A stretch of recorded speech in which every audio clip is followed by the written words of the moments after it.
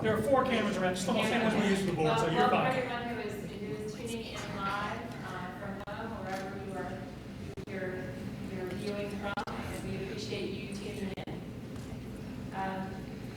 First item on our agenda, Thursday's we are very excited to announce, in case you haven't heard, we do have a new Title IX director that will be coming aboard as of September. And how much of this is up to me? Gosh. Here's the agenda.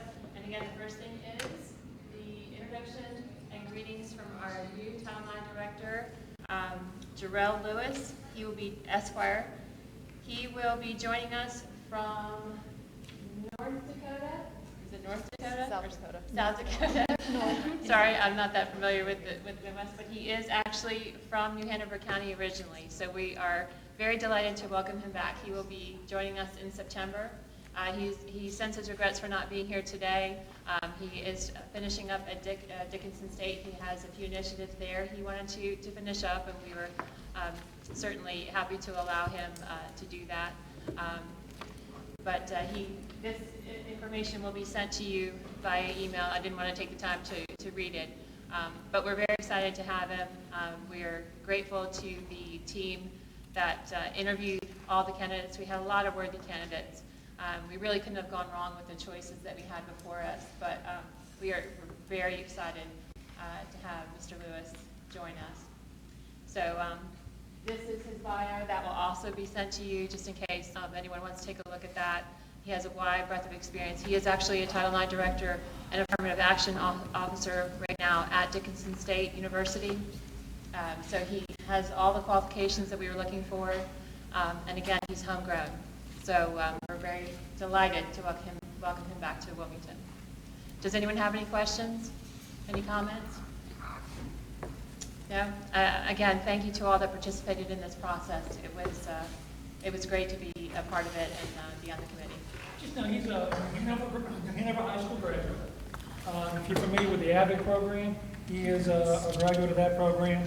And Ms. Jessica Elliott was his AVID teacher and had nothing but the greatest things to say about him. Yep. All right. So if there are no questions, and again, the bio and his contact information will be sent to you. Feel free to reach out to him. His contact information is for this committee. I would ask that you would respect his wishes and keep his contact information only for committee members. If you would like to, if you have any questions about that, please feel free to let me know, but that will be passed out to you later today, along with all this information, okay? But he will be helping to inform our steps going forward over this next month as he is able, and then he will be on board, I think, September. Well, it's supposed to be the 9th, but it's now the 11th. We want to make Okay. sure he can get his move stuff taken care of by then. Okay, so by our next meeting, he'll be here. So I'd like to make sure that we schedule our next meeting after he arrives. So, okay? All right, moving on to the next item on our agenda, the review of the Title IX policies. Dr. Markley? All right, you should have received from Mr. Bullard some updated policy changes and suggestions. I'm going to let Mr. Bullard walk us through those. Thank you, Dr. Markley. The 2 policies are here. The first one defines discrimination, harassment, and bullying, and states those activities are prohibited. And then the second one deals with the procedure when a complaint is filed or if there is a suspicion of that type of behavior occurring that affects either students or staff. We don't have numbers for them yet because we're going to have to renumber based on the numbering system that we have. The numbers that appear are the numbers from Wake County's policy code, which is a little bit different. So that's why the policy number is actually still blank. So the first one, which is the one on yellow paper, some of the changes shown were actually discussed at the last meeting, so I'm not going to go over those again unless somebody wants to. There were very few to this one based on the last meeting, and if I miss one, somebody let me know, but I think that the first one is on the second page, where there was a reference to the fact that harassment may occur between members of the opposite sex or the same sex, and the suggestion was to change the phrase "the opposite sex" to "different sexes." And so that would encompass, for instance, a transgender person as opposed to just male or female. The same change is made on the next page.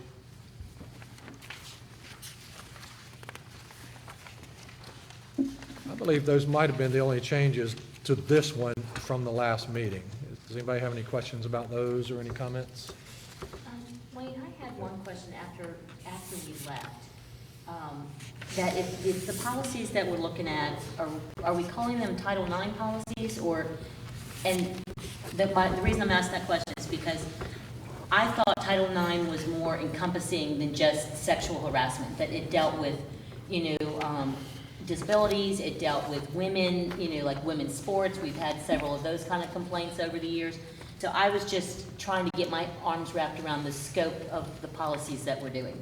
These policies are not intended to be solely Title IX policies. They include Title IX, but these policies prohibit discrimination, harassment, and bullying based on any protected group, not just sex or gender. It would prevent race discrimination, religious discrimination, bullying based on handicap, for instance. So it's not just Title IX, but it includes Title IX complaints within it. Okay, so if we're calling ourselves the Title IX committee, then I was just thinking some people might be confused if we're not addressing those other subjects. But if we're narrowing the scope, then that's fine. I just thought we might need to just define that more so that we didn't, suppose a parent had a complaint about women's athletics and not getting enough, equal whatever. Would they file a complaint via this policy, or is there another one? So that would come within this. That would be gender discrimination based on Okay. access to equal athletic opportunities. Gotcha, so it still would be Yes, included ma'am. in this, okay. And that actually gets to a point that, that we're going to get to later during the wrap-up. One thing that we didn't do,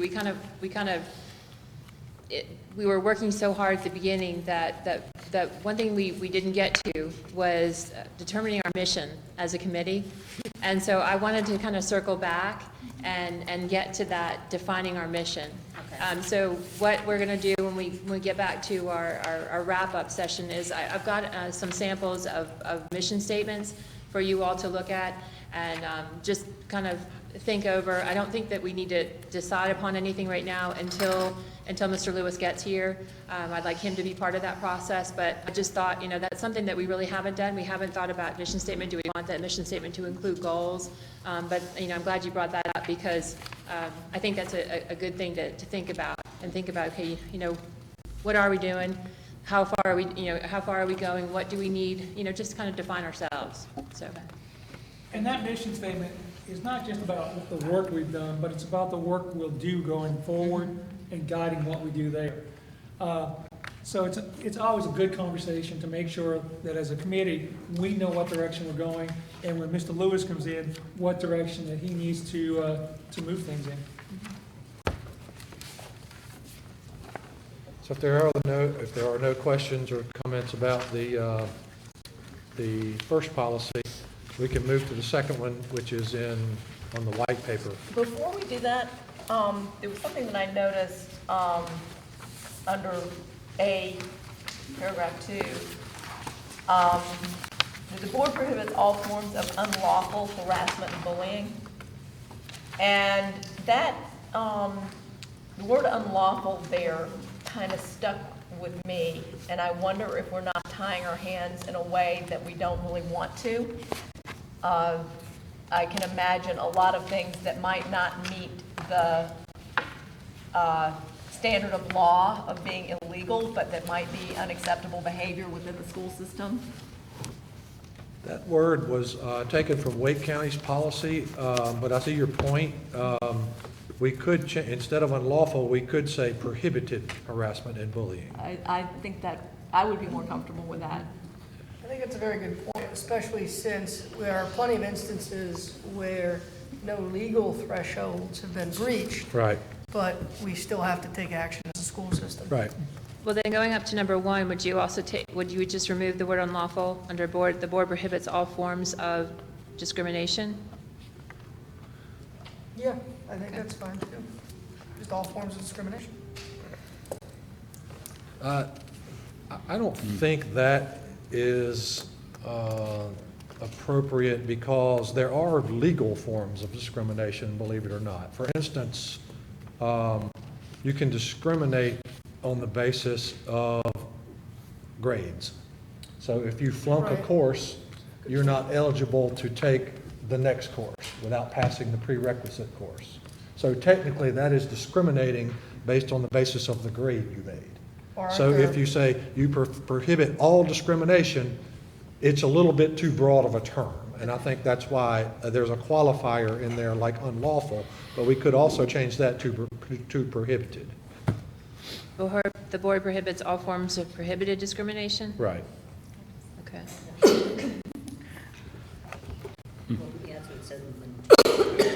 For instance, if you had a play in which there was a female lead role and you could, well, I don't know if that's a good example. No, 'cause you could have a male lead. Someone with an appearance of You a can. female would be eligible to take that role, for instance. And you would be legal to say someone with the appearance of a male wearing male dress could not say he was discriminated against because he didn't get the lead female role in the play. That would be a legal form of discrimination.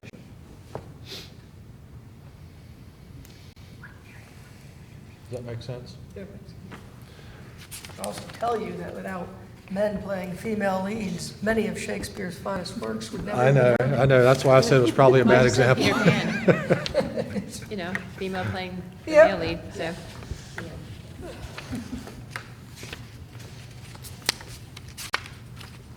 Any other comments about that one? So are we in agreement that we would change it to prohibited? Board prohibits Change all both to forms of prohibited. prohibited Would be discrimination? fine.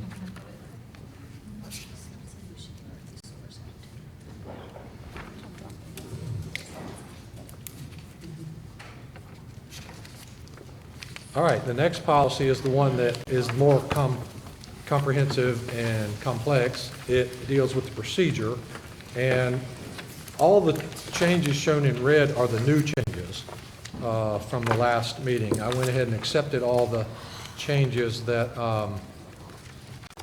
had been accepted by the committee, so these are only the newest ones in red on this version. So to hit the main ones, if you will look at the second page where we're defining terms, number 8, there was a comment about making clear that we're using the preponderance of evidence standard, and there's a definition of that. So preponderance of evidence is established when something is more likely than not or is probable to be true. And I put in there an explanation as to where it fits in the spectrum of other standards of proof. The highest standard is beyond a reasonable doubt, which is what they use in criminal cases. So it's not that high, but it is also the next standard, which is not quite that high, is clear and convincing evidence. Preponderance of the evidence falls below that, but is higher than a standard used in legal cases called substantial evidence.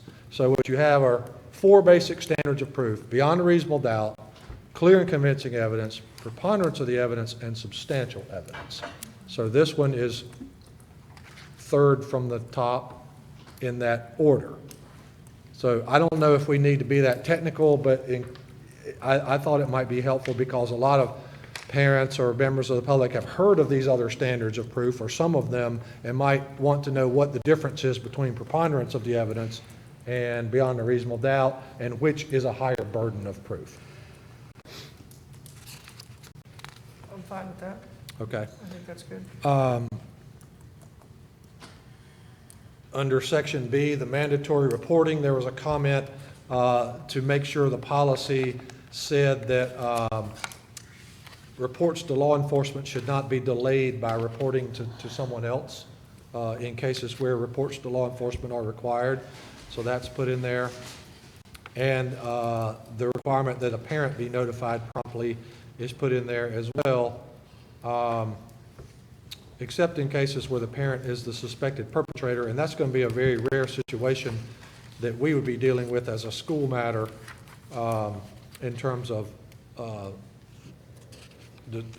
discrimination, harassment, but you could have a rare situation where a parent is a volunteer at school and might be engaging in inappropriate conduct with their own child.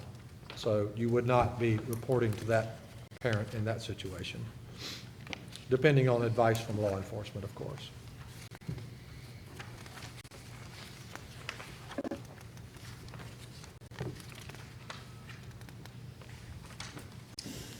Wayne, does this statute, the 115C-288G, does that ring a bell? Yes. All right, so I wrote that down. I read that somewhere. Is that the one that says we already have to report if we, Yes. a school employee? That's the mandatory reporting statute for principals. Okay. It says there are 10 suspected crimes that principals are required by law to report to law enforcement. Okay. So I was reading, I don't know where I was reading, Yeah. was off somewhere, and that came upon me. I know we spent a lot of time Right. last meeting talking about we have to report to law enforcement Yes. first, but I mean, it's already in our books. We just need to, it's in some of the things. Right. Because I was looking at it for somebody else to point them where to find information, and I read that, and it's like, we already have that in our policy. We just need to do it, I guess, right? Or call it out? Right. Okay. Yes, and most of the, there's 10 suspected crimes that have to be reported. Not all of them are sexual-related Right. crimes, but a lot of them are. It also includes certain drugs or weapon offenses as well. Yeah, I think that's probably what I was reading Bringing about. weapons to school, bringing drugs to school and things like that are mandatory report things as well.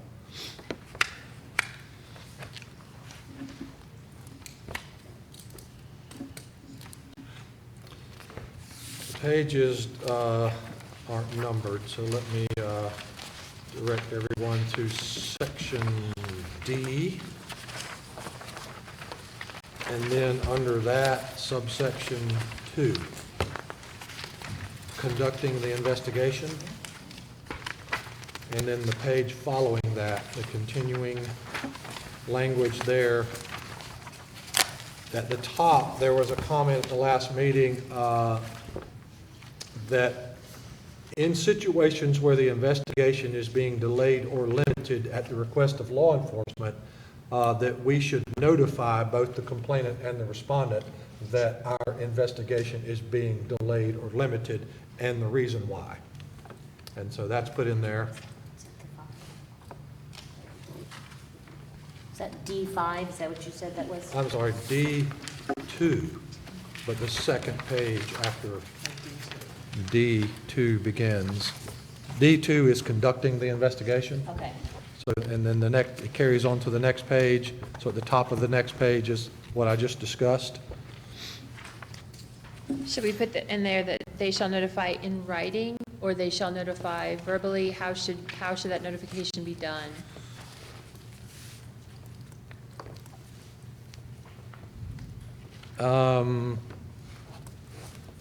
I didn't put in writing. We can certainly do that. I was thinking a verbal notification would be sufficient because you're not triggering any deadline for them to do anything. You're just giving them an explanation as to why things might not be happening on the school end as quickly as they might anticipate. We could certainly put a requirement in there that it be done in writing. Yeah, If is there that's any what the reason why group- it couldn't be in writing? No, I mean, we there's no could, reason why it make up a, couldn't be. I mean, there's, to me, there could be a template that we could follow. I mean, is there a problem with that? No, nothing, not at all. One of the pieces of tool that we'll be using for bullying reporting and sexual harassment reporting, you have the case number, and you also have a way of marking what status the investigation is in. That could easily be printed off off from the website itself and serve as a notification of the status of the investigation. Okay, great.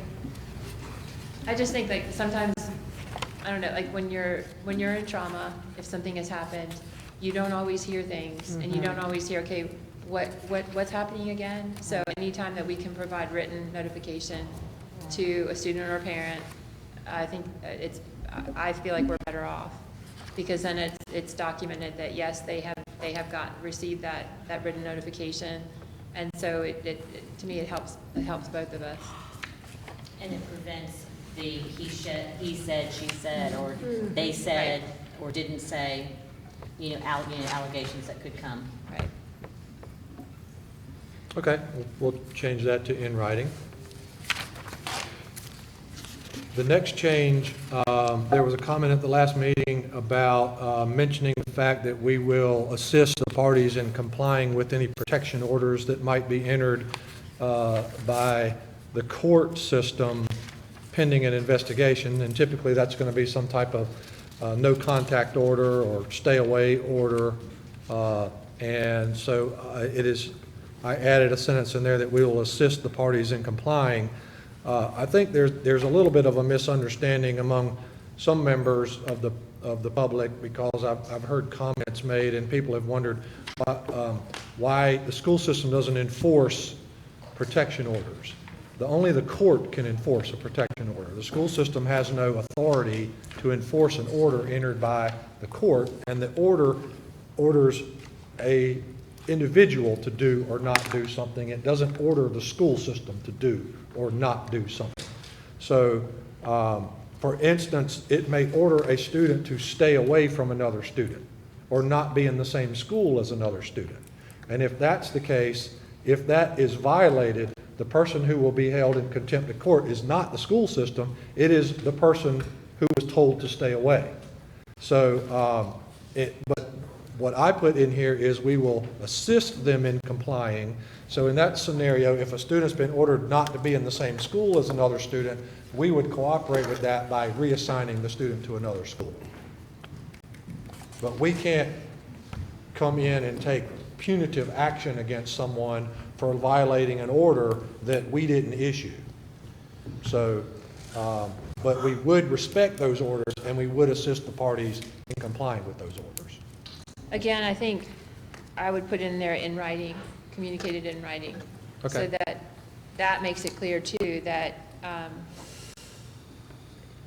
they know, everyone knows these are the steps we are allowed to take, and these are the steps we are taking. So it clarifies it for And I would all just parties. like to add, I think some of the misunderstanding is actually what the accommodations are made. Because I think a lot of judges, I mean, we have people all day long that have people who go to the same church, who pick up kids at the same school. And the reality is the school system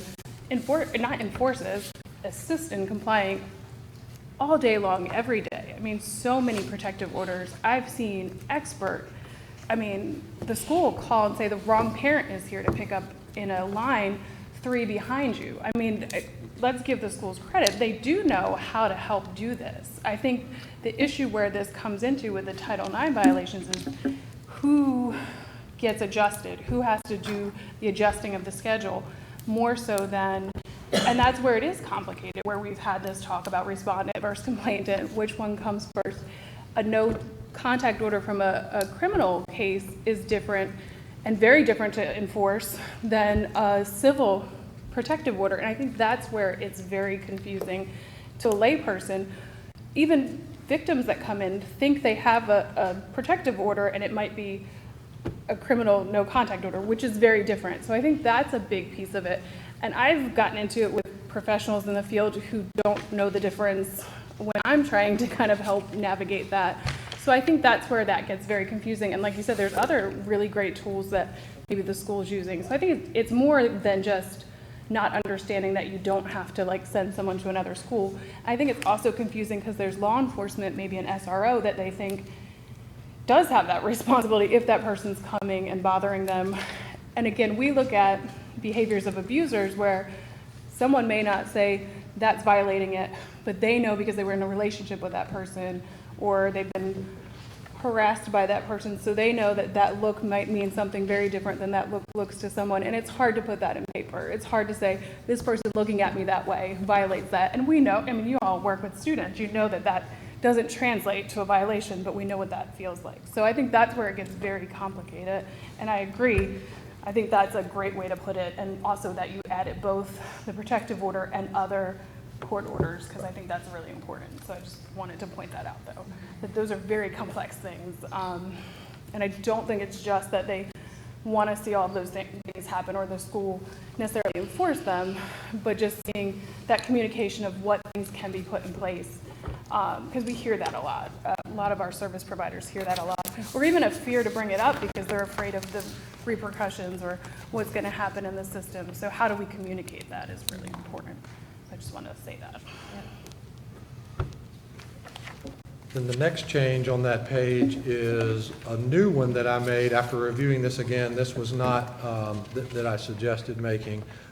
It was not discussed at the last meeting, but after reviewing this again, it said that if the investigator determines that the allegation is not substantiated, the matter will be treated as outside the scope of this policy.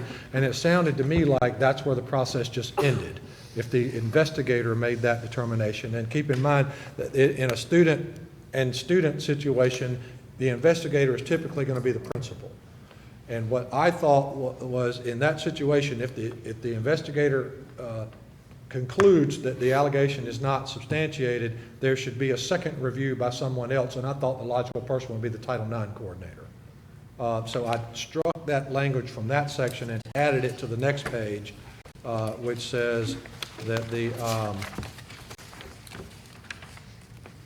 that it will be reviewed by the Title IX coordinator before the process would come to an end at that point. And again, keep in mind, there is an appeal process for the complainant. If it's determined that it's not substantiated by the Title IX coordinator, then the complainant can appeal to the superintendent and ultimately to the board. But I just didn't want the process to end at the principal level. I just thought it would be a better idea to have a second pair of eyes look at that, just to double check that determination. And again, it's something that I definitely want to talk to the Title IX coordinator about when he gets here, and get his views on that as well. Yes, because I would think that we would have to make sure that if that investigation is completed at the school level, that there's that avenue, those avenues are communicated to the complainant. Is that what we decided on? Complainant, yes. The complainant. And that those avenues are, you know, again, that is opened up, and if you want to pursue this, here is how you do it. Right. That they are aware of all that. I think there needs to be a little bit of discussion when our coordinator gets here, because my only concern about this is if we have too large, I mean, how many things are going to end up on the coordinator's desk out of this? And if we get to the point that that's an overwhelming number of cases of things that are clearly not, we may want a way for something to stop at the principal level, and then something has to trigger it forward, so that we're not overwhelming.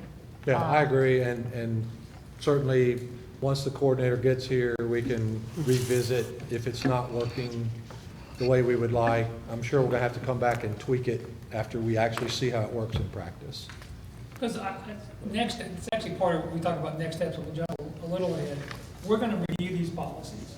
Then Mr. Gerald's going to come on board, and we want him to take a look at the policies. He's written the policies for universities in the past, and give it one more look before we take it to our policy committee for a formal adoption process.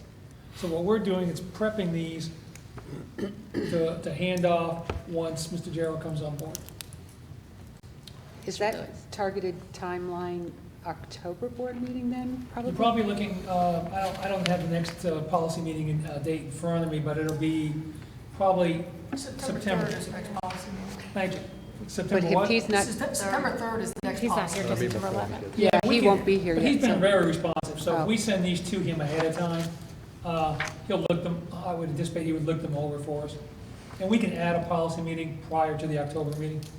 Yeah, but I think he wants to come and meet the committee first. I mean, Yep. he and I have talked, and he emailed this morning and said that he would like us to hold off on presenting anything into the board until he's come and met with the committee, talked to us, and kind of, we are sending him all the stuff that we've done so far, and all of the meeting notes and the agenda and everything. So he'll be well-versed on where we've gone, but, seeing all of the notes, that's one thing, but being here and speaking to all of us, that's something else. So I think he wants to get here and get a feel for where we are and what we've done and where we want to go. So that's also why I think the mission statement is important. So, well, I'm not sure, we wanted to break out into the subcommittees. Does policy have anything to do now that we did all your work for you? I think we're done, especially now that we're waiting for Mr. Lewis to arrive. I think we're kind of done. I have some nitpicky things that I don't think everybody, but yeah. Well, what we could do is break out just into two subcommittees. Education could stay in here, because I know that we kind of wanted to sum up what we were working on, and then resources, if you wanted to meet in one of the other two rooms, that way we can make sure that everyone who was watching on TV could make sure to see, what we're doing in action, if that is okay with the group. Is that all right? And then policy members, you all can decide either to stay in here with education or go to resources. I don't see Amy. So Amy's not here. So who else is usually in resources? Julie, would you mind taking the reins for resource? Okay. All right. So everybody that is in resources, if you want to go to where you normally are, and then anyone in policy that wants to, or you want to go back there? Okay. So if you want to go ahead and continue the work that you are normally doing, and then policy, you can choose to stay here or head on over to resources, and then education will stay here. That way or back there? Whichever one you want. Either Probably way. that one, because you might Yeah. have more people. Okay. Yep. Thank you. And Kristen, I will change places with you. Long day.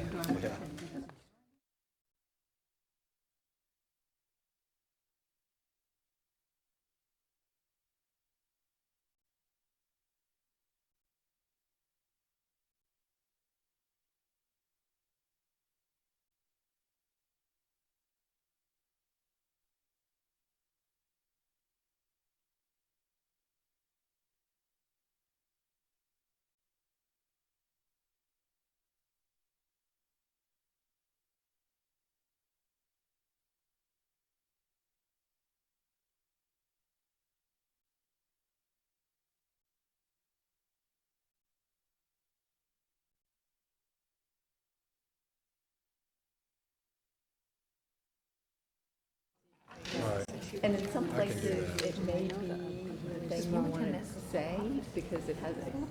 Yeah, there was one place where I meant to use that. Right, and I think I know where that was. There were a couple of others. Then the other thing was there were a few little things, as things have gotten changed, we've gotten words left in, and we just have little grammar things, and I Yeah. haven't really, it's just, a couple that I've caught. Yeah. So, And I'm just trying to hit the substance. I Right. realize we're gonna need to clean up little we get a punctuation lot of, and grammar. we get a and- lot of extra little words, these, and Yep, and yep, things yep. that have left in. So, yeah, I just kind of like to do that before we send it to her. Right, okay. So we don't look like, Right, yeah, we don't know how to write. but, I would be happy, I didn't. Yeah, you wanna just send it to me? I Yeah. can send it to you, Okay. I can send it back to you Or with. just circle them and scan it, now I send it, Yeah, whatever's easier it's for you. probably easier to just write red line comments them, and, yeah. or All right, I think we're ready to get started. Okay, But yeah, those are the kind of nitpicky little Okay. things that Last a time, lot of time with it. last time we talked about some initiatives that we had going already for this upcoming school year. And spoke with Ms. Eastep, and she would really like us to make sure that we've addressed all stakeholders in what we're providing as far as education in Title IX. So we're going to look at stakeholder groups. I think first we need to identify the stakeholders and make sure that we've addressed all of them. So obviously, our groups of stakeholders are going to be students and teachers.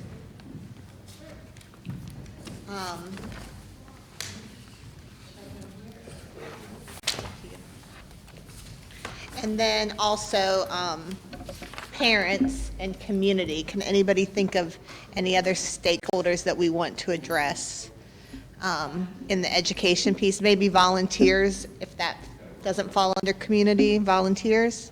I think teachers / New Hanover County School staff, because the training needs to include all staff, right? Right. Yeah. So, yes, staff, I was teachers and thinking staff. of like bus drivers, Right. cafeteria ladies, people that might see or watch this kind of, or observe this kind of stuff.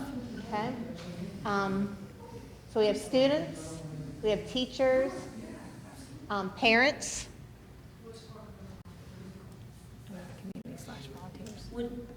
Would we address teachers and other employees differently? Like teachers, like your first line, and then other, I don't think so, because I think I in don't some think cases, so. they're not going to be the first line. It could be the cafeteria worker, the bus driver, like or I the think they- custodian or whatever? Custodian, whoever. Okay. Right. So we talked about community members and volunteers. And we have to remember that a lot of times our volunteers are not just classroom volunteers, but they're coaching volunteers that we need to make sure that we identify. They spend a lot of, some of these volunteer opportunities really do spend a lot of time with children, and we appreciate that. Appreciate it, but we want to make sure that they get the training also. And for the purposes of this, though, like the coaching volunteers would, or the coaches would fall under staff. Yeah, they would fall under staff, yeah. Okay. Have we missed anyone? Well, I'm gonna suggest that your volunteers will come out of your parent and your community group, right? Well, it could be different, because if you've got volunteers that go on on trips, like a chaperone, that's gonna be, I think, a higher level of training than just a parent. Okay. So, to me, now, I don't know if anyone disagrees, but if you're Yeah, that somebody makes that's chaperoning overnight, to me, that's a higher level of knowledge you need to have, and a higher level of information that not only that we need to have, but that they need to have. So, identification, just preparation for that volunteer needs to So be greater. maybe we need to designate them as level 2 volunteers, because Yeah, we that's- have the different designations within the school system. So the level 1 volunteer does not require a background check, and they are not left alone with students. However, level 2 volunteers can be alone with students and do require a background check. So then would a coach then fall into, because a coach, some of our coaches they're not paid, they're volunteers. So they're not really staff, they're at a different level, they're like at a be alone volunteer level. Because there are a lot of coaches that aren't paid. Yeah, I mean, Better. personally, as a principal, if they're out there with my kids every day, I think Yeah. they should be treated as staff and go through the same expectation. If you're not willing to do that, then maybe you're not a good person to volunteer with our. And that's what we just. Students. That's what was just mandated, that if you're a coach, you have to be trained. Okay. So then I would add in there substitute teachers. Even though you're going to call them an employee, their level of training might be different than, It shouldn't be. It definitely is different. but like it is, For I'm a substitute teachers? teacher, and getting this information to your substitutes is going to be really hard. I think that's a really important statement. But it's a part that, like on the crisis management team, when we talk about safety and emergency response, the substitute is always in there, and they'll say, oh, the substitute's gonna do that. I'm like, oh, I'm here to tell you, I'm a substitute, and that doesn't happen uniformly at all schools. Like some principals are like on it, or the volunteer, or the substitute coordinator, but it's a whole different world on how you're getting those people in there.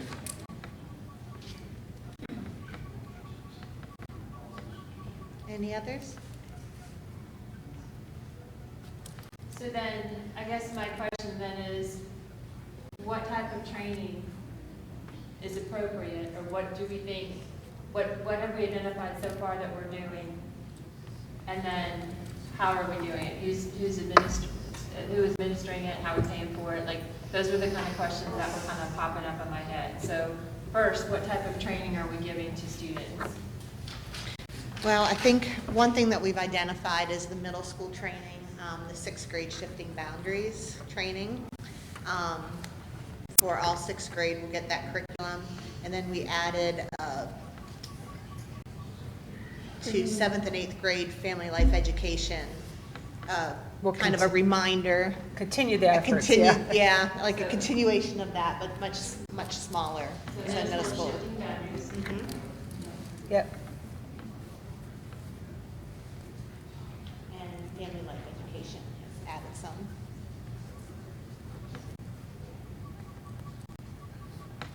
And then family. Mhm. And in the elementary schools, don't the counselors have some sort of, some part of their curriculum where they talk about bullying, harassment, or anything like, They other than definitely talk be about kind? bullying, but if we're speaking specific, globally, yes. As a matter of fact, we have been keeping track of counselor lessons, and actually there were almost 6,000 classroom guidance lessons provided in elementary school across our schools, which is a really high number. And they address bullying and harassment, but I don't know if they specifically discuss sexual reporting. harassment. Grade 5 growth and changes does. Grade 5 growth and changes We does are talk hitting about. about 95 to 96% of all grade 5 Yeah. countywide. So should I put that down in front? Yeah, that should be added, because we are reaching them in grade 5 regarding sexual harassment, gender harassment. And that includes they've had a report of something is, Yep. okay. We don't give them the actual link to it, but we tell them how Talk to about handle how to, yeah. the process. Okay, so for high school, what we're looking at, that has not started yet, and that is why the people from the Rape Crisis Center are not here today, but they are actually in the training today for a ninth grade curriculum. Yeah. So do you want to James. talk a little bit about that curriculum and? The bringing in the bystander? I don't know much about the curriculum itself, but I know that Janie and Jenna are there right now getting the training, and they're really excited to bring it to high What's school it called? students. Bringing the Bringing in the bystander. I think it's my understanding that it's like bringing in students to kind of do like a, I can't remember what you would call it, but they're like working together to have a bigger voice within the school community. So hopefully, once they get trained, the school system can purchase the curriculum and then we can implement it. So basically what it would be, from what we've discussed prior, would be ninth grade. Most kids take it typically in ninth grade, but they're required a PE and health credit in ninth or 10th grade. So we could put it into that curriculum. And I think what it does is tells you when you witness things or you are a part of something, how to use your voice to be able to tell adults about it and report things. Yes, that's it.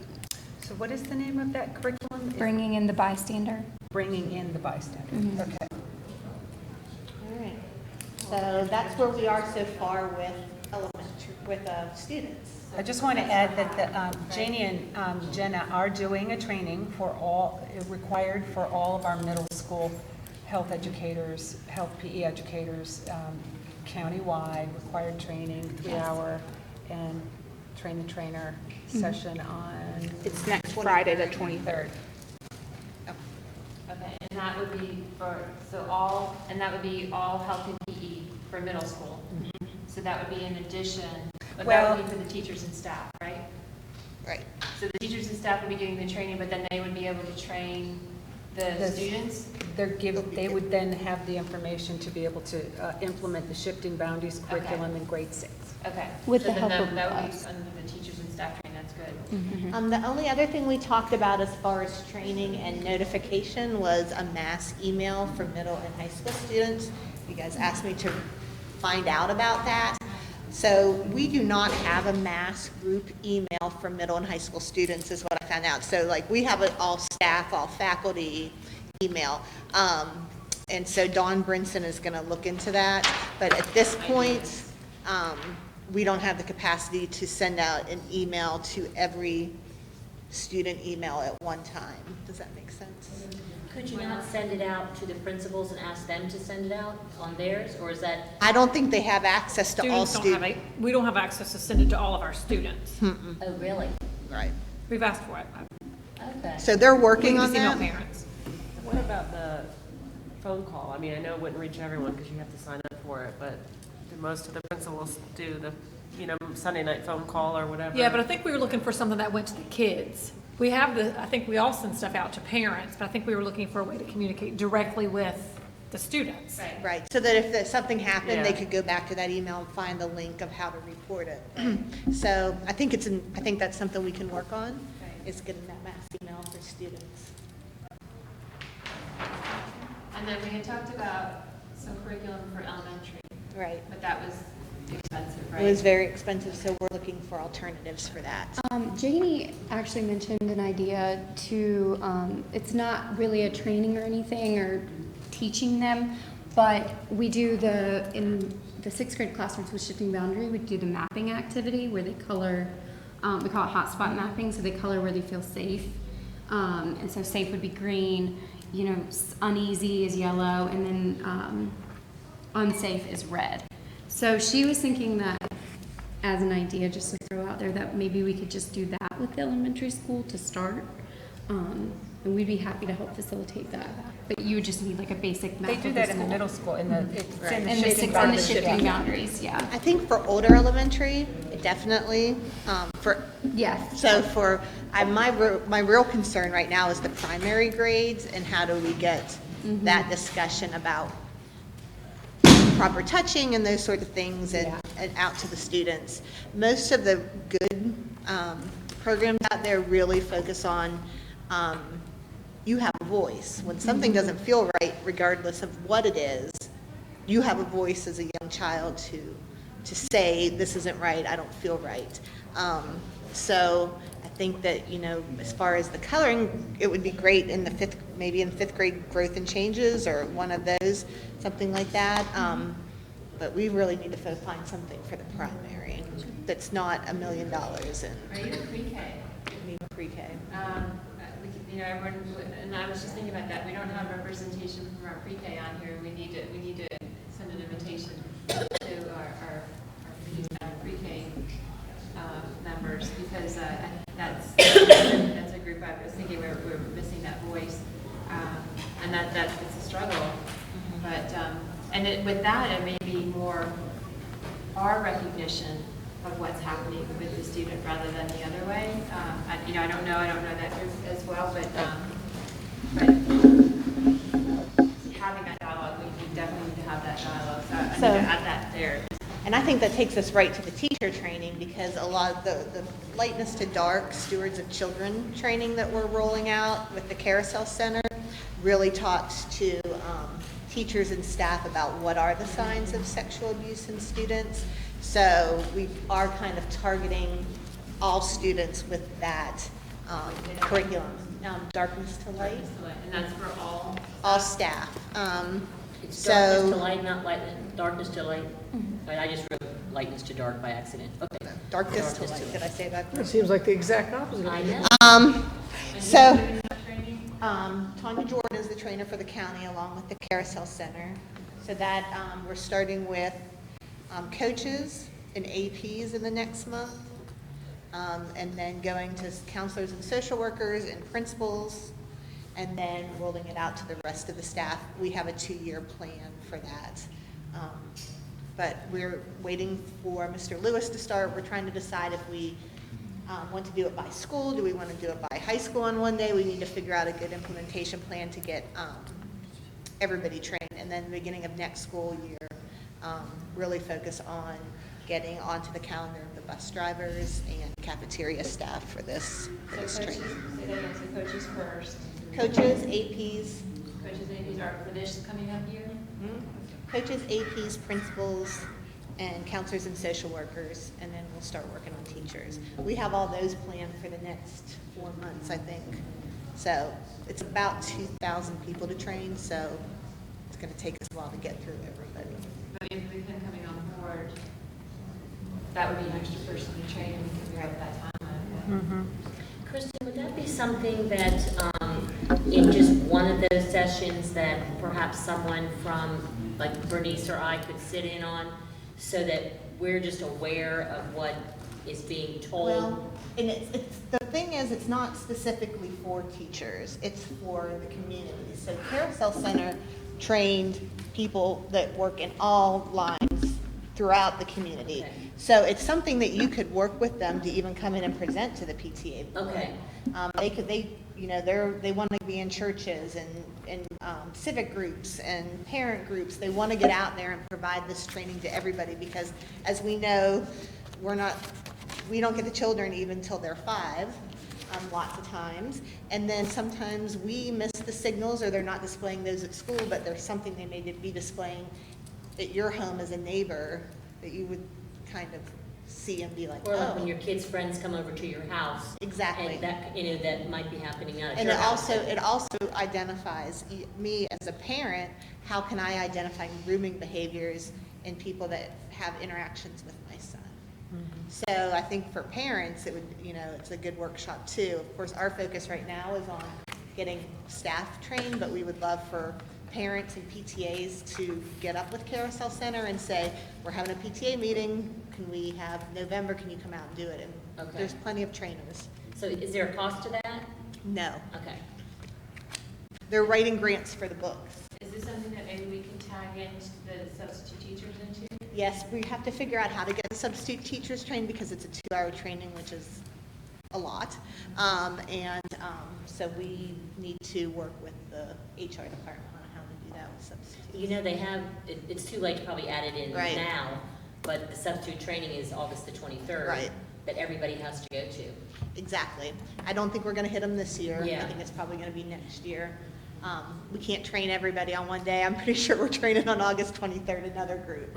So that's why we need a good we got this implementation plan going out, and it is going to take us, 12 to 24 months to get everybody. Well, we'll work on that from the parent point of view. I'll be providing some training with substitute teachers on the 23rd.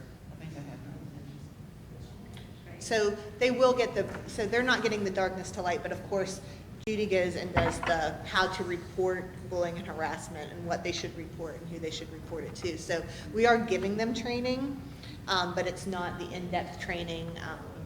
Everybody in the school system gets the training on bullying harassment. We go to bus driver training, we go to the cafeteria staff training. We're at those trainings giving them how to report it, but this darkness to light is kind of a one-time training that will identify other behaviors that they can look for. So. I do basic classroom knowledge. So is there any other training that we think would go along with that darkness to light? So you have the how to report and then the darkness to light as well.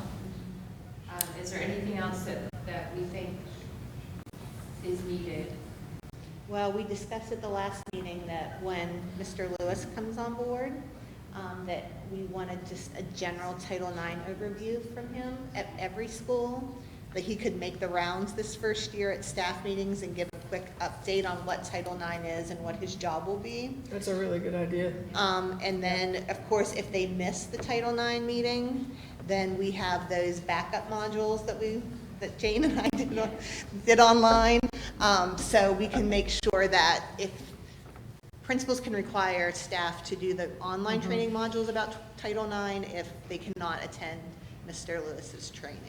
We'll also need to, if we roll in bringing in the bystander programming, small unit for high school health, the 9 weeks that they get, we'll need to do a training for the high school health teachers. Yeah, I'm thinking that probably will be maybe a pilot this year to see how, Right. we're going to have to really condense that curriculum Yeah. somehow, because we only have 9 weeks. Yeah. And then also, so I'm thinking that will be a pilot this year and a planning this year and a rollout next year. Okay.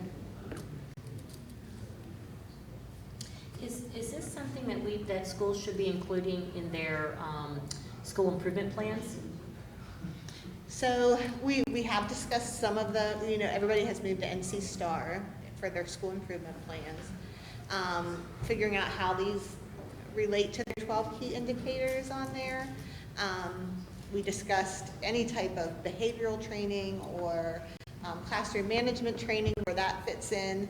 And so I think that we can send out an email talking to them about where this will fit in. The thing with NC Star is that it really kind of narrows down what you should be focusing on. So I don't know if this will be a focus of schools on their school improvement plan or part of their PD plan. Does that make sense? Mm-hmm. Yeah, I'm not familiar with the NC Star. I'm gonna have to brush up on that because that wasn't what was happening when my kids were in school. No, everybody's moving to NC Star, which is a online database for school improvement plans. It is amazing. I love it. But it's been my experience over the course of time is that if we don't write it down somewhere, right, then even if we do write it down and it gets put in the book, that gets put on the shelf, you may not get back to it, but you have a better chance of getting to it at all if there's a line item that says somebody's responsible for it, we gotta check in at least every quarter. Or, that's what Jane's for. Yeah, that's what Jane's for, okay. Because really we're rolling out for health and PE and family life, and she's the lead teacher for that, so. My kids love her. And her desk, I can yell to her desk from my desk, Yes, so. that's always I'll be good. like, hey Jane, don't forget. All right, so parents. So I think this is where we really kind of step back and we're waiting for our Title IX coordinator to come in. So we really have not planned anything for parents yet. So we'll put a question mark. And I think it's the same with community members. Well, I would at least put down under parents that you do have the support of the PTA council in being a partner with figuring out how to get the information out to parents. We do miss out on the PTOs and other non-PTA groups, but there are 32. I think we have 43 schools. 32 of the 43 are PTA, so we have a big chunk that we can get to. But like the pre-Ks aren't in there. The alternative J.C. Rose not in there, and then there's only like 9 of regular schools that aren't part of our PTA system. I could see a scenario where, in addition to the many schools we're asking Mr. Lewis to visit, perhaps we could have a meeting with the PTA presidents and have Mr. Lewis do the same thing. That's what the PTA council does. Right. Yeah, and then our next meeting after, we have one on Thursday, what I had suggested to Bernice is that every one of our council meeting has a section for board participation, an update on whatever, because just so that parents feel like they're hearing things from the real people, not just from, Bernice and I going to meetings, or one parent going to a meeting that doesn't really represent the whole other 23,000 students. And I think that one thing that we've kind of been holding back on because we did not have the Title IX coordinator and we were working through the contract is there will be a new reporting system coming on board for violations of bullying, discrimination, harassment, parent public complaints. And so that will probably, we will be working with the company on how to push that out to the parents and the staff and the students. So I think that it's not that we haven't planned it. We're just waiting for all the pieces to fall together. And we're very excited about the new online reporting. Anonymous, you can do it anonymously. You can tell who you are. It allows us to track those. It allows the Title IX coordinator and the bullying coordinator to see where we are in investigation, so it's all online. And it's really sharp. And Charlotte Meck has been using it, and Judy was able to go and talk to them about it, and they were able to show us how they're using it, and it has really streamlined their process for making sure that all complaints are dealt with in a timely manner. So is there going to be an option for parents that don't have access to a computer? Yes, they will. However, the school will not have the option of not putting it in the system. So if a parent reports it on paper, then the school needs to put it in the system. Okay, the school would just act on behalf of the parent too, or Yes, or exactly. Put the complaint in. reporter. Yes. Mr. Ford has advised that he is very much aware of the system. Of course, he is aware because he's Charlotte Mac, but before he went to his new position. And currently, 35 different school districts are using it, but it's been used in corporate America for 15 years for dealing with discrimination, harassment complaints. And he said that the state is moving toward all districts moving into this particular system. It really will allow us to So really we'll be keep an able to- update. Like, I'm all I'm for it. so just for excited. Parents that don't have access. Right. That's the biggest thing that, we find when we're trying to make sure that parents are involved, is if you don't have access to the technology, then it's not good for. Well, the good thing is about this system is it works really well on an iPhone or any type of phone. Okay. It's compatible, which is nice. And it also will interpret 35 languages.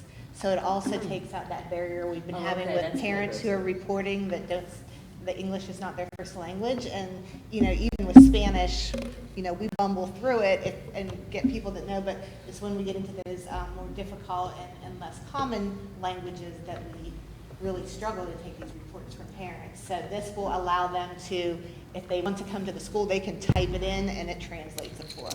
But I will add that, one of the most quickly underrepresented groups in the country are people without access to technology. In New Hanover County, 16% of our residents don't have regular access to internet.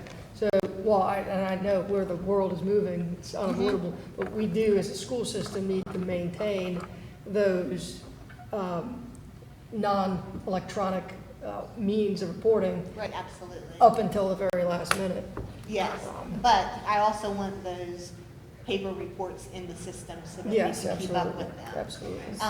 absolutely. There's no reason when a parent comes in to file a complaint that we can't set them at a computer in the office. Right, And exactly. have them write down. I think it's really valuable that we get the exact words of the parents sometimes, because even as a principal myself, I would take reports from parents and maybe not get the gist of exactly what they were complaining about or exactly how things went down between the children. So for them to be able to give us those details, I think will be really important. Instead of me, on the phone with a parent, like jotting down as fast as I can. So we're going to encourage the parents as much as they can to make their reports. Have we improved the algorithm for searching on the website for this form? It'll be right on the front page. It's going to be on our front page? Good. If you go right now today, if you had gone today, because we were having I was having a hard time tapping the notices too, trying to find the Title IX information. If you went on today, there's a pop-up box. I saw that. That popped up. And the other thing that we did was we included the law on our Title IX page. We didn't have the law on there, so that's on there now. So the more feedback you all can provide too. The other thing I asked for is that we make it, we just make it more colorful. We make it more, the more that we can make it user-friendly, our Title IX page itself, the better. The more people will go to it, and the more information we can that we can get on there, the better off we are. And I think we're going to continue to tweak it. But yeah, having it right on the front page is.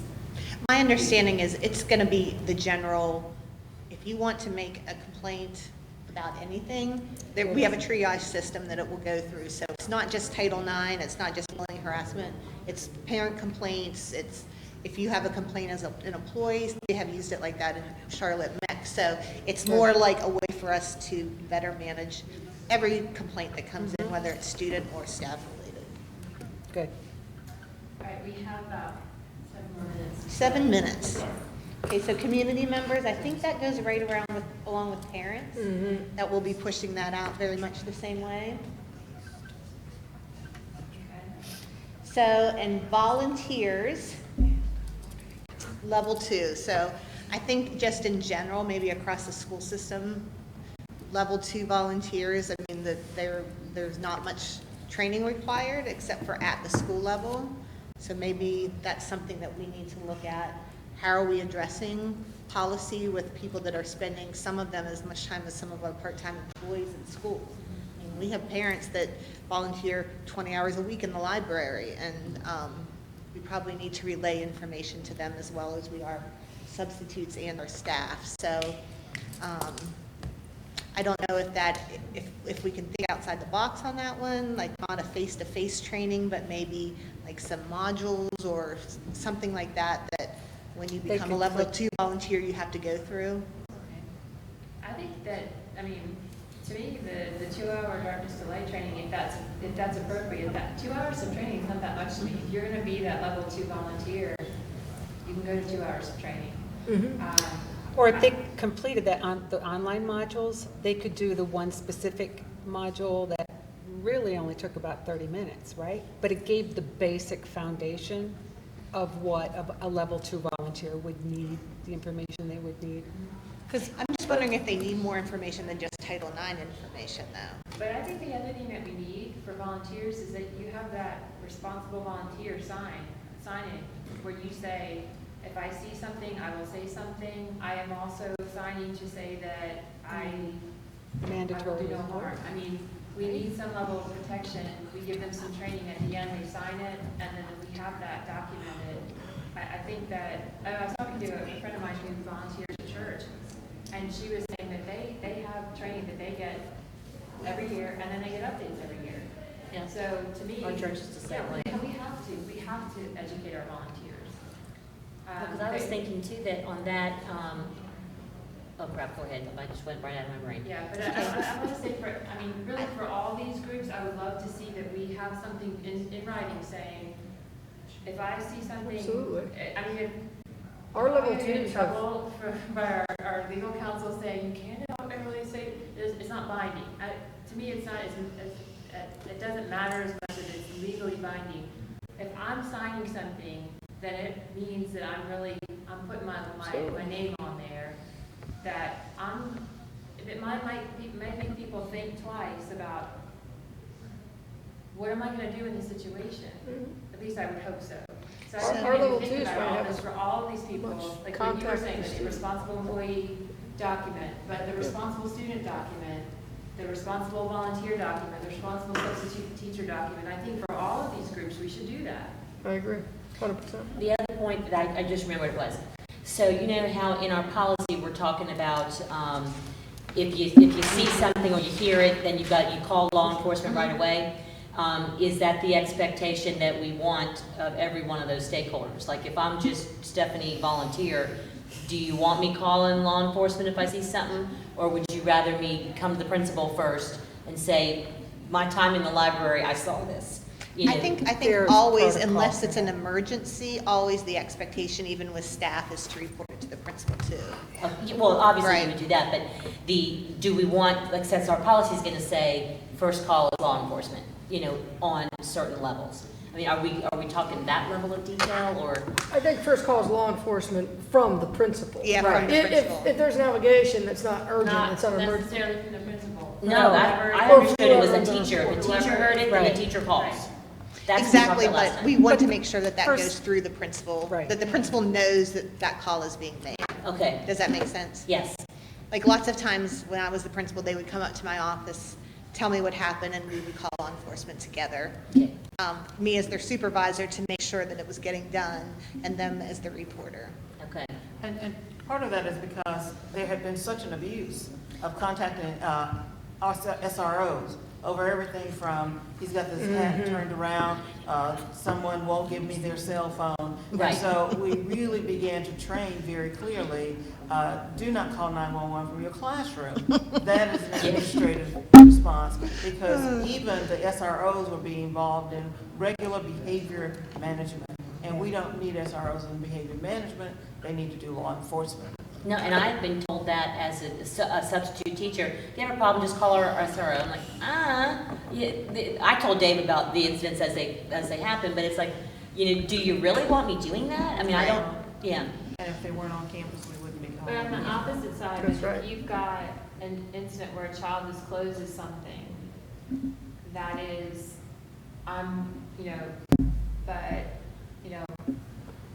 Uncle John is hitting me and hurting me in places, and the principal's off site, then you have to have the ability to call, correct? Oh, absolutely. So I mean, like, there's that understanding of like the teacher or staff member can't be in that gray area. So, like, I know that you all do that training, but do we update that training every single time someone is onboarded?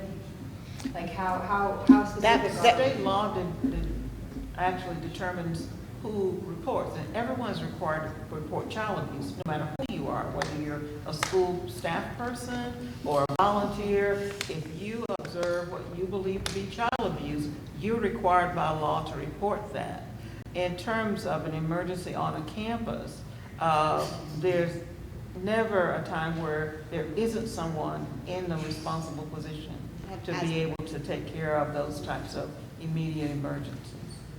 But I'm saying, like, when you have a child that's in your classroom, and just say that, you know, they say the principal's off-site, the assistant principal's in, is it always that you report to the assistant principal, or is it always that you immediately call law enforcement and then you call the assistant principal? If you're making a DSS report, you can make that at any time, in any condition, in any set of circumstances. But if you're involved in any type of reporting of any criminal conduct toward a child, you must let administrators know, or, you know, because. So that's your first call, or is your first call law enforcement? Your first call really should be to an administrator or a person who's been left in charge, because the administrator is held liable for everything that has happened on that campus. And so, in divulging information, law enforcement is going to have all kind of parental information. They'll have to have whatever's on the demographics in Power School. So you have to have the person who's in charge of that campus being notified and being aware of what is being, And they oftentimes sit in on the call at the Right, time that it's right. being made. We almost always DSS. sit in on the call. There's always someone. Yeah.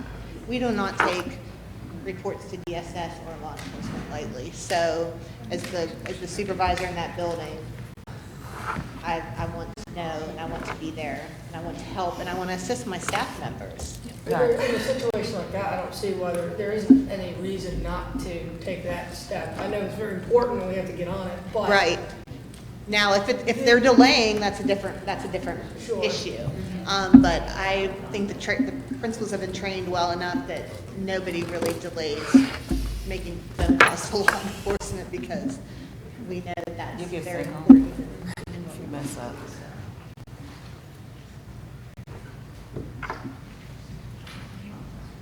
All right, so we're supposed to wrap up. Okay.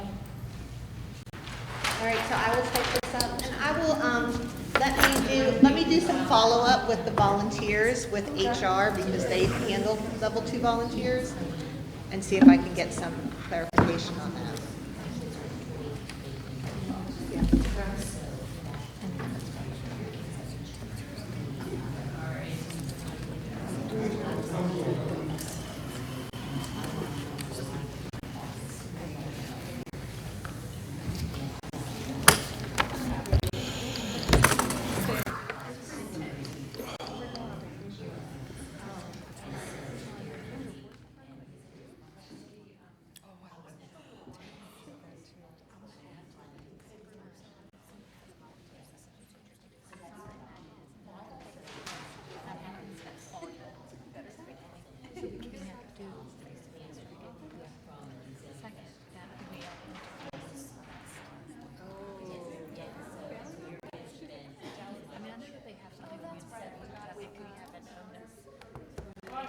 About 15 minutes left. Since we have both groups back together. Julie, anything you want to highlight from your group? Yes.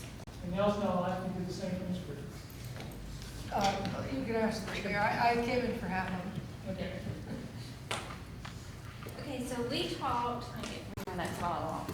we talked about really wanting to get our survey moving with regard to the questions, very brief, not really getting into anything super sticky, but wanting to overall understand if people know where the resources are, really figuring out if the expectations of what we're doing really align. Do they know how to report things? Have they experienced anything? Is it easier and challenging? If you didn't report something, are you interested in sharing why? And then giving them an opportunity to let us know who they are in case that, they want to be contacted in some way. We talked about using a group of students at Laney, a student support group as a focus group. They have been CRIM trained, which is the Community Resilience Model training. And we've got a couple of our staff and student support that have been trained as well, and folks around the schools.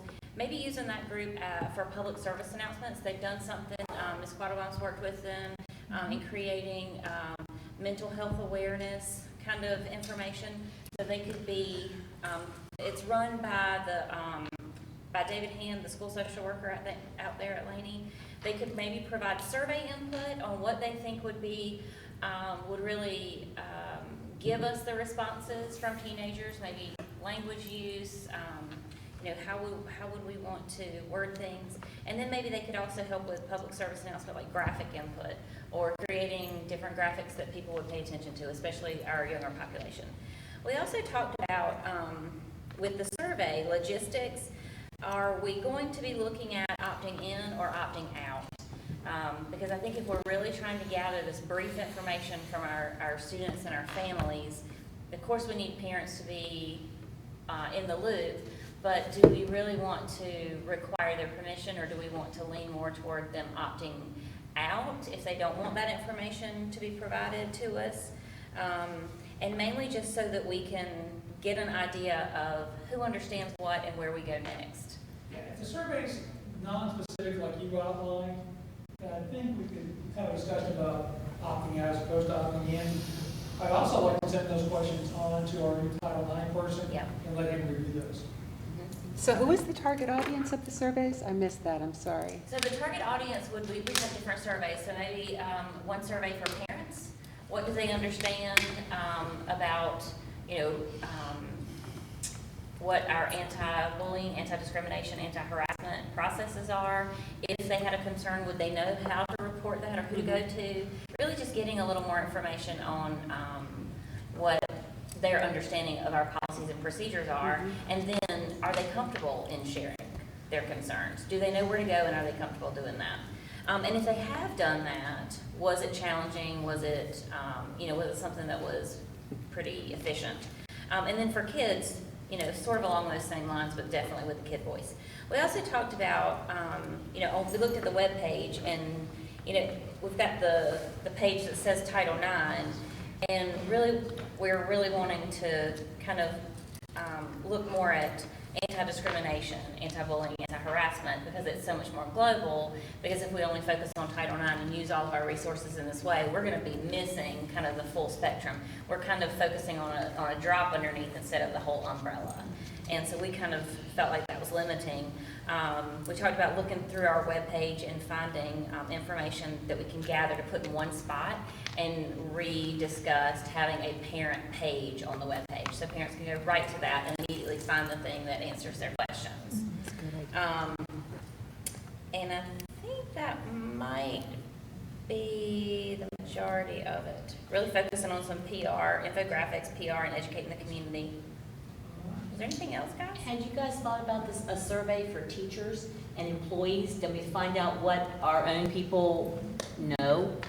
Because a lot of people may not be clear on what even where to find the policy, or even how to direct a parent, or a student there. So it might be worth just asking our own employees what they know. And that might be really good pre and post, because they're about to learn a lot. Yeah. Once this policy goes, we're going to have a lot more specific training, so you can see how well our teaching is. Yep. Kristen, in your group, from the group out here? Kristen, do you want to talk? Well, we've really been focusing on what we're going to do for students and teachers as the school year starts. So today we kind of did an audit of if we've hit all stakeholders.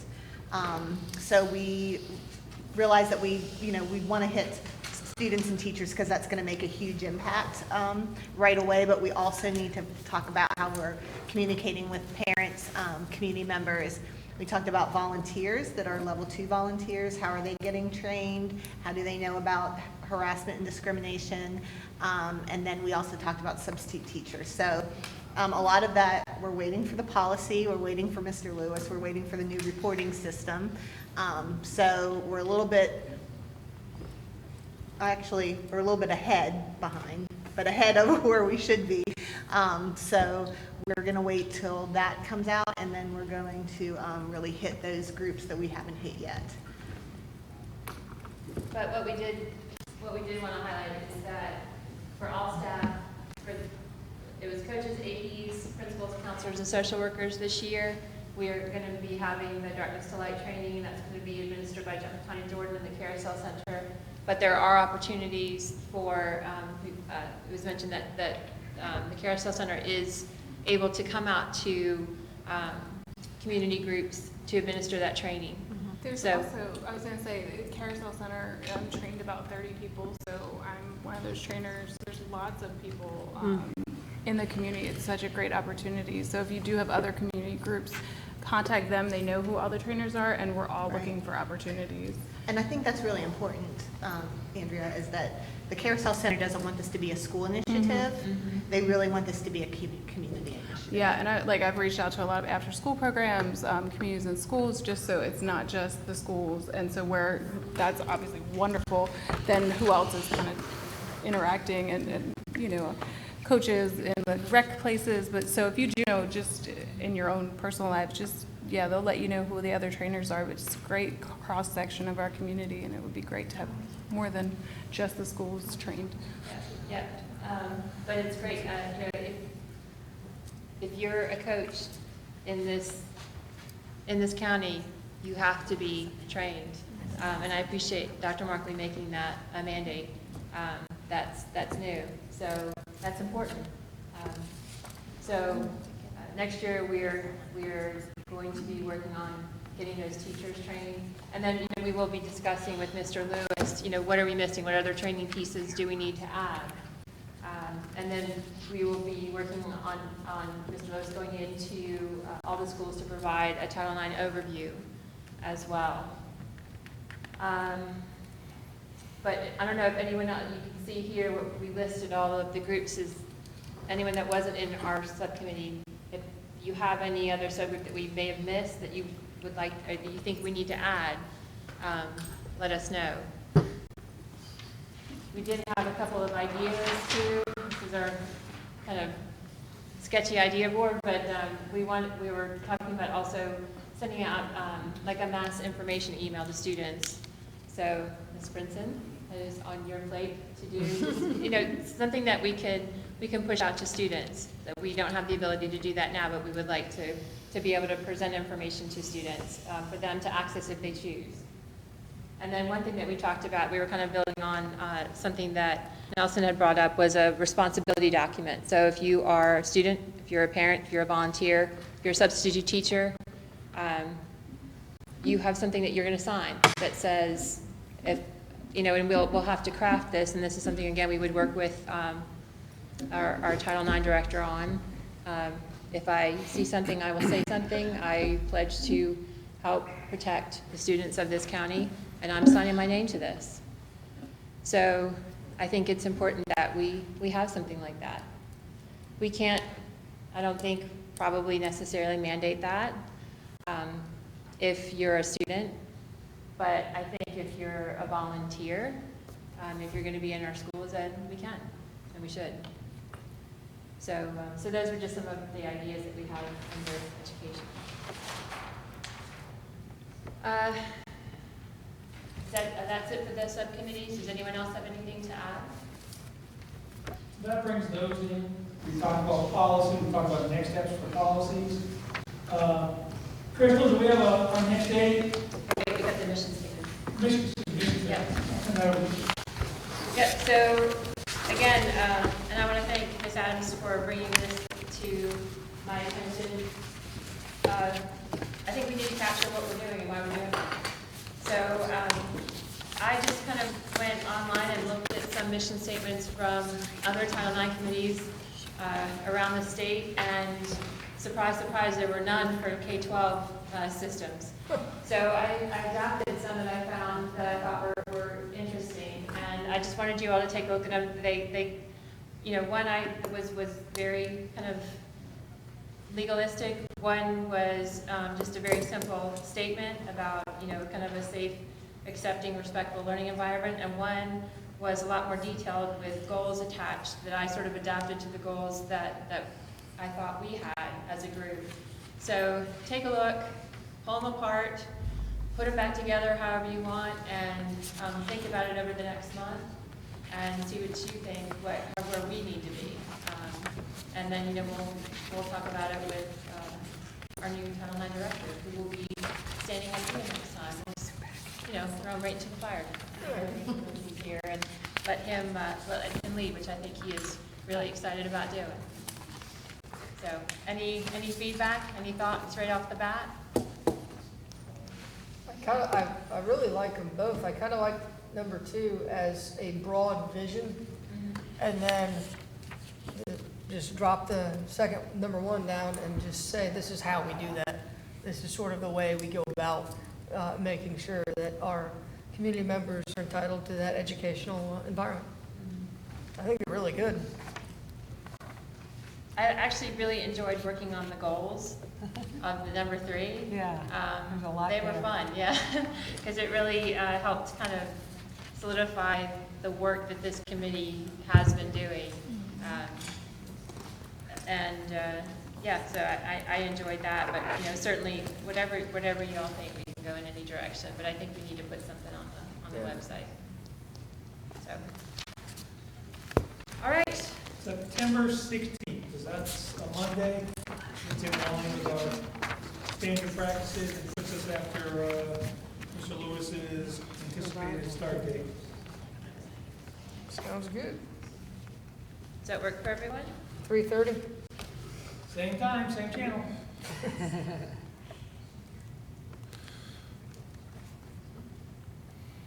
All right, so 3:30, September 16th. Going once, going twice? Good? Yep. All right. Really appreciate your staff's help today getting us online. Great, glad to help. Yeah. Ms. Bowie, thank you for getting it all set up. And folks will let our committees thank. Yep, thank you all for being here. We'll see you in September.